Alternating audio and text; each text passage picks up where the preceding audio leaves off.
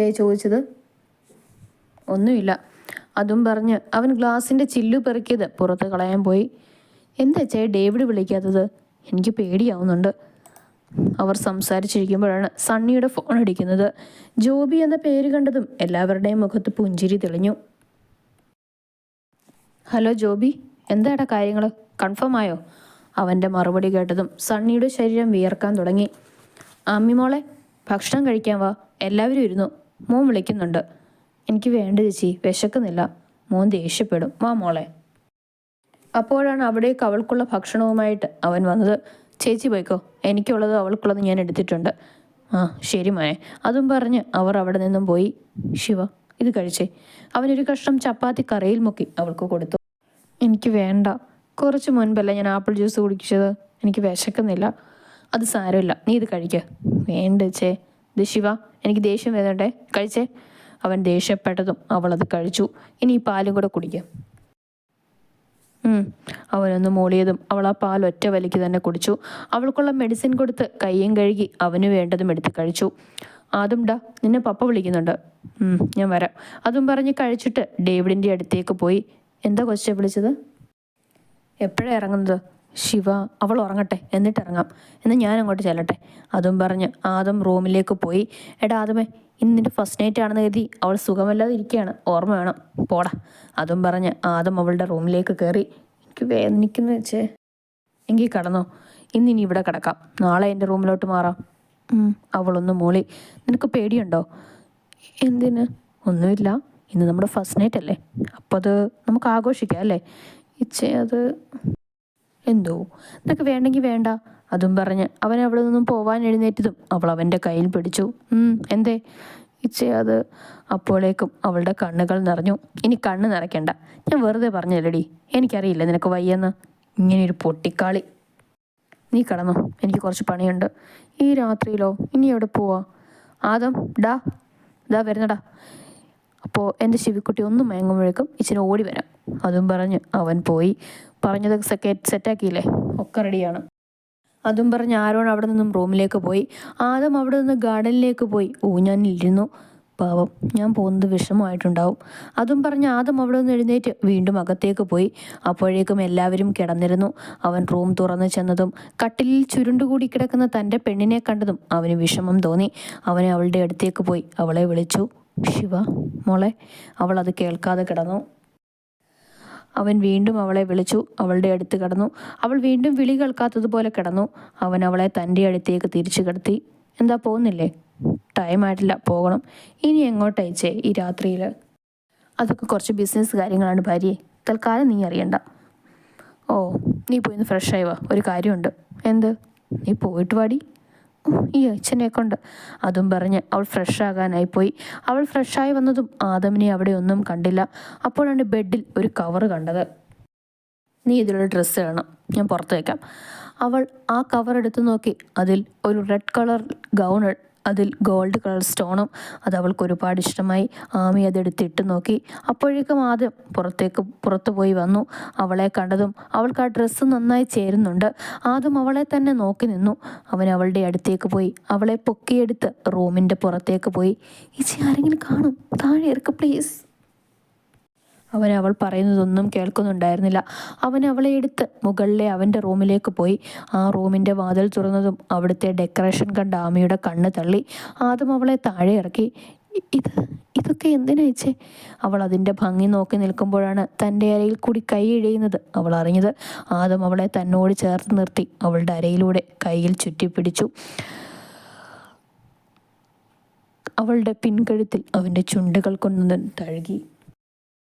അവളുടെ ശരീരമാകെ കുളിര് കോരി. അവൻ അവളുടെ ചെവിയുടെ അടുത്തേക്ക് പോയി പതുക്കെ ഊതി. അവൾക്ക് ഇക്കിളിയായി. അവൻ അവളുടെ ചെവിയുടെ അടുത്തേക്ക് അവൻ്റെ ചുണ്ടുകൾ അടുപ്പിച്ച് പതുക്കെ പറഞ്ഞു, ശിവ, യു ആർ ഗോർജിയസ്. അവൾ നാണത്താൽ മുഖം കുനിച്ചു. ജോബിയുടെ ഫോൺ വെച്ചതും സണ്ണിയുടെ പേടിച്ച മുഖം കണ്ടതും ജോണിയുടെ മനസ്സിൽ പേടിയുടെ ഇരുട്ട് കൂടി തുടങ്ങി. സണ്ണി, നീ എന്തെങ്കിലും ഒന്ന് പറ. എന്താ ചായ? റാണിയും ചോദിച്ചു. പറയാൻ അയാളുടെ നാവ് പുറത്തേക്ക് വരുന്നില്ല. ആദം, അവൻ. എൻ്റെ ചായ ഒന്ന് വേഗം പറ, ഇവിടെ ടെൻഷൻ അടിച്ചിട്ട് ഇരിക്കാൻ വയ്യ. ആദം, നീ കുറേ നേരമായി ആദം അവനെന്നൊക്കെ പറയാൻ തുടങ്ങിയിട്ട് ആദം അവൻ മരിച്ചിട്ടില്ല. അയാൾ ഒറ്റ ശ്വാസത്തിൽ അത് പറഞ്ഞു. അത് കേട്ടതും എല്ലാവരുടെയും മനസ്സിലും വെള്ളിടി വെട്ടി. ഇച്ചായ, നിങ്ങൾ എന്താ പറഞ്ഞത്? ഒന്ന് തെളിച്ച് പറ. എന്തിനാ ചെയ്യ വെറുതെ പറ്റിക്കാൻ പറയുന്നത്? സണ്ണിയുടെ ഭാര്യ അവനോട് പറഞ്ഞു. അയാൾ ഇരുന്നിടത്തു നിന്നും ചാടി എഴുന്നേറ്റ് അവരുടെ അടുത്തേക്ക് ചെന്നു. ഞാൻ ആരെയും പറ്റിക്കാൻ പറഞ്ഞതല്ല. ആദം മരിച്ചിട്ടില്ല, അവൻ ജീവിച്ചിരിപ്പുണ്ട്. ആ ജോബി അവൻ്റെ ശബ്ദം ഫോണിലൂടെ കേട്ടെന്ന്. അത് കേട്ടതും എല്ലാവരുടെയും മുഖം പേടിച്ചു വീഴുന്നു. അപ്പോൾ അയാൾ പറഞ്ഞത് അവൻ മരിച്ചെന്നല്ലേ?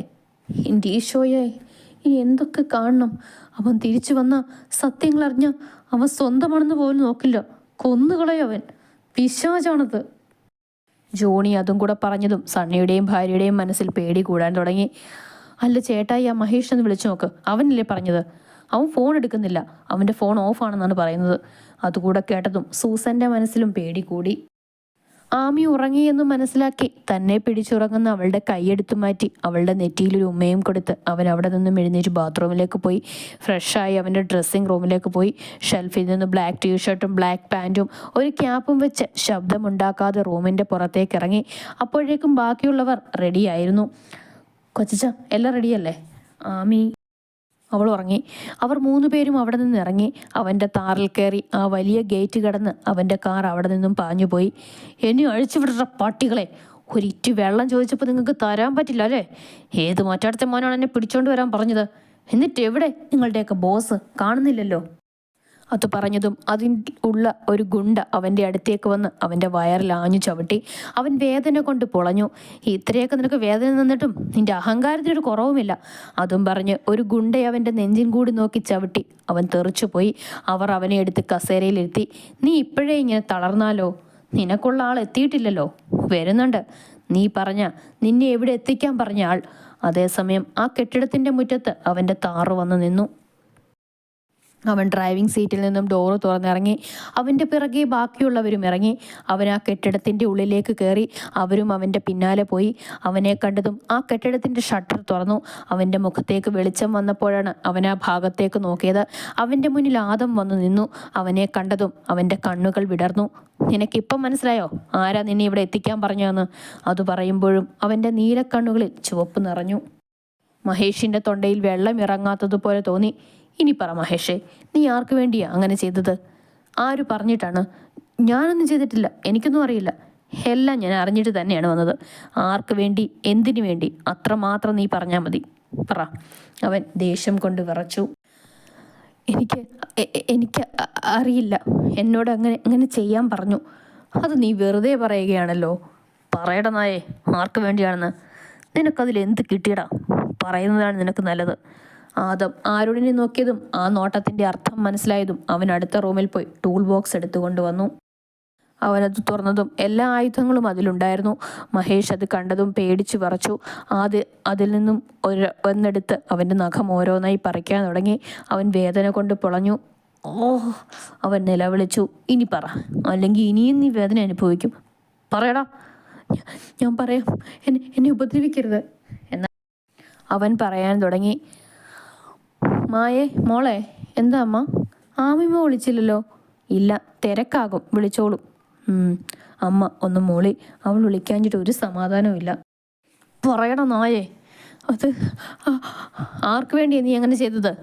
അതും പറഞ്ഞ് ആദം അവൻ്റെ കാലിൻ്റെ നഖം ഓരോന്നായി പറിക്കാൻ തുടങ്ങി. അവൻ വേദന കൊണ്ട് ഞാൻ പറയാം, ജോർജ് മുതലാളിക്ക്. ആ പേര് കേട്ടതും എല്ലാവരും ഞെട്ടിത്തെറിച്ച് നിന്നു. അയാളോ? അയാൾ മാത്രമല്ല, അതിൻ്റെ മേൽ കുറേ പേരുണ്ട്. അതും കൂടെ കേട്ടപ്പോൾ ആദമിന് അപ്പു പറയാൻ വന്നത് ഓർമ്മ വന്നു.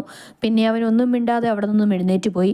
അവൻ അതിൽ നിൽക്കുന്ന ഒരു ഗുണ്ടയെ നോക്കിയതും ആ നോട്ടത്തിൻ്റെ അർത്ഥം മനസ്സിലാക്കിയ അയാൾ മഹേഷിൻ്റെ അടുത്തേക്ക് പോയി.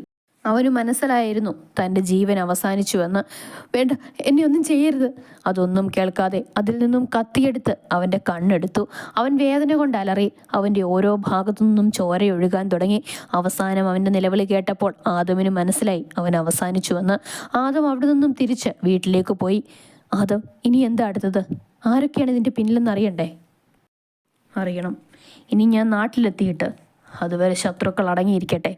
അവർക്കുള്ളൊരു ചെറിയ ഡോസാവാൻ ഇവൻ്റെ ഈ ശരീരം മതി. നോക്കടാ, എല്ലാം നിന്റെ തീരുമാനം പോലെ. എന്നാൽ ഞങ്ങൾ നാട്ടിലേക്ക് തിരിച്ചു പോവാം. അവർ അവിടെ നിന്നും നേരെ എയർപോർട്ടിലേക്ക് പോയി. ഡേവിഡും ആരോണും അവരുടെ ലഗേജ് വണ്ടിയിൽ നിന്നും എടുത്ത് എയർപോർട്ടിൻ്റെ ഉള്ളിലേക്ക് പോയി. ആദം തിരിച്ച് വീട്ടിലേക്കും. അവൻ്റെ കയ്യിലുള്ള കീ കൊണ്ട് വാതിൽ തുറന്നു. നേരെ റൂമിൽ പോയി കുളിച്ച് ഫ്രഷായി. എന്നിട്ട് അവളുടെ അടുത്തേക്ക് പോയി കിടന്നു. ചേട്ടായി, എനിക്ക് കിടന്നിട്ട് ഇരുന്നിട്ട് സമാധാനമില്ല. ആദം വന്ന് എനിക്ക് ആലോചിക്കാൻ പോലും വയ്യ. ചേട്ടായി, ജോർജിനെ ഒന്ന് വിളിച്ചു നോക്ക്. ഞാൻ വിളിച്ചു, എന്തോ ഒരു മീറ്റിങ്ങിലാണെന്ന്.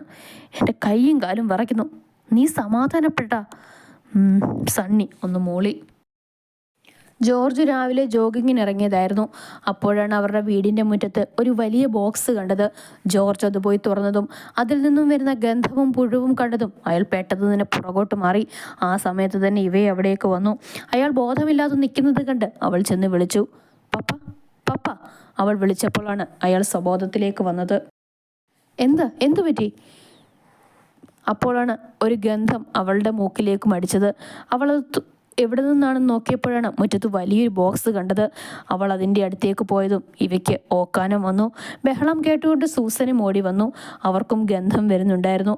അവർ മൂക്ക് പൊത്തിപ്പിടിച്ചു. ഇതെന്താണ് ചേ? അറിയില്ല. ഞാൻ വന്ന് നോക്കുമ്പോൾ ഇത് കാണുന്നത്. ഇതാരാ? അറിയില്ല. അയാൾ കൈമലർത്തി. നിങ്ങൾ ഓരോന്ന് ഒപ്പിക്കും, എന്നിട്ട് ബാക്കിയുള്ളവർ അത് അനുഭവിക്കാനും. നിങ്ങൾ അപ്പനും മോളും ഇതിൻ്റെ തീരുമാനം എടുക്കണം.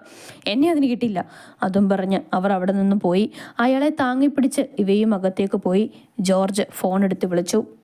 ആമി കണ്ണു തുറന്നപ്പോൾ കാണുന്നത് തന്നെ കെട്ടിപ്പിടിച്ച് ഉറങ്ങുന്ന ആദമിനെയാണ്. അവൾ അവൻ്റെ കൈ പതുക്കെ എടുത്ത് അവനെ ഉണർത്താതെ അവിടെ നിന്നും എഴുന്നേറ്റ് അലമാരയിൽ നിന്നും ഡ്രസ്സ് എടുത്ത് ബാത്റൂമിലേക്ക് പോയി. അവൾ ഫ്രഷായി വന്ന് അവൻ്റെ നെറ്റിയിലൊരു ഉമ്മയും കൊടുത്ത് താഴേക്ക് പോയി. അവൾ നേരെ പോയത് അടുക്കളയിലേക്കാണ്. അപ്പോഴേക്കും ഭവാനിയമ്മ അവിടെ നിൽക്കുന്ന വേറെ 2 ജോലിക്കാരോട് ഇന്നുണ്ടാക്കേണ്ട ഫുഡിനെ കുറിച്ച് പറഞ്ഞു കൊടുക്കുകയായിരുന്നു. അപ്പോഴാണ് അവർ ആമിയെ കണ്ടത്. എന്തിനാ മാഡം ഇങ്ങോട്ട് വന്നത്? എന്തെങ്കിലും ആവശ്യമുണ്ടെങ്കിൽ ഞാൻ അങ്ങോട്ട് എത്തിക്കായിരുന്നല്ലോ. സാറ് കണ്ടാൽ പിന്നെ അത് സാരമില്ല, ഇന്നത്തെ ബ്രേക്ക്ഫാസ്റ്റ് ഞാനുണ്ടാക്കാം. അയ്യോ വേണ്ട മോളെ, മോൾ എന്തെങ്കിലും ചെയ്താൽ ഞങ്ങൾക്ക് ചീത്ത കേൾക്കും. അതൊന്നും കേൾക്കില്ല. അതും പറഞ്ഞ് അവൾ ഫുഡ് ഉണ്ടാക്കാനായി തുടങ്ങി. വെള്ളയപ്പവും മുട്ടക്കറിയും അവൾ ഉണ്ടാക്കി. അവൾ ആദമിനുള്ള ഗ്രീൻ ടീ ഉണ്ടാക്കി കൊണ്ടുപോയി. അവൾ അവിടെ എത്തിയപ്പോൾ ആരെയും കാണുന്നില്ല. കുറേ തിരഞ്ഞു. ഈ ഇച്ഛയും എവിടെ പോയി? അതും ചിന്തിച്ച് നിന്നപ്പോഴാണ് അവളുടെ അരക്കെട്ടിൽ പിടിച്ച് ആദം അവളെ തൻ്റെ നേരെയാക്കിയത്. കുളിച്ച് സുന്ദരിയായല്ലോ. ഇന്നലെ നടക്കാതെ പോയ ആദ്യരാത്രി ഇപ്പോൾ അങ്ങ് നടത്തിയാലോ. അതും പറഞ്ഞ് അവൻ മുഖം അവളുടെ അടുത്തേക്ക് അടുപ്പിച്ചു. ദയിച്ചേ വേണ്ട കേട്ടോ, ആദ്യമേ കുളിച്ചിട്ട് വാ, എന്നിട്ട് ആലോചിക്കാം. ഇതെന്താ ഇങ്ങനെ വേർതിരിക്കുന്നേ? ജിമ്മിൽ പോയി വർക്കൗട്ട് ചെയ്താൽ പിന്നെ വേർക്കില്ലേ? അതിന് എവിടെയാണ് സംഭവം? അതൊക്കെയുണ്ട്. നിനക്ക് ഞാൻ വേറൊരു വർക്കൗട്ട് കാണിച്ചു തരാം. അതും പറഞ്ഞ് ആദം അവൻ്റെ മുഖം അവളുടെ ചുണ്ടി ലക്ഷ്യമാക്കി കൊണ്ടുപോയി. അവൾ മുഖം വെട്ടിച്ച് അവനെ തള്ളി ബെഡിലേക്കിട്ടു. ആദ്യം മോൻ പോയി കുളിച്ച് ഓഫീസിൽ പോകാൻ നോക്ക്. നിന്നെ എൻ്റെ അടുത്ത് കിട്ടും, അവൻ വിളിച്ചു പറഞ്ഞു. ഓ അപ്പോൾ നോക്കാം. ജോർജ് ഫോൺ എടുത്ത് സണ്ണിക്ക് വിളിച്ചു. ഹലോ സണ്ണി, എന്താ ഇച്ചയെ വിളിച്ചത്? ചായ കുടിച്ചോ? ഞാൻ കുടിക്കാൻ പോവായിരുന്നു. കുടിച്ചോ നല്ലതുപോലെ കുടിച്ചോ. കുറച്ച് കഴിഞ്ഞ് തൊണ്ടയിൽ കുടുങ്ങാതിരുന്നാൽ മതി. നിങ്ങളെന്താ ഇങ്ങനെയൊക്കെ പറയുന്നത്? അയാൾ അവിടെ നടന്നതൊക്കെ പറഞ്ഞു. അത് കേട്ടതും സണ്ണിയുടെ മുഖം വിയർത്തു കുളിച്ചു. എന്താ ഇച്ചയെ പറഞ്ഞത്? വെറുതെ പേടിപ്പിക്കാതെ സത്യം പറ. നിന്നോടൊക്കെ ഞാൻ എന്താടാ പിന്നെ പറഞ്ഞുകൊണ്ടിരുന്നത്?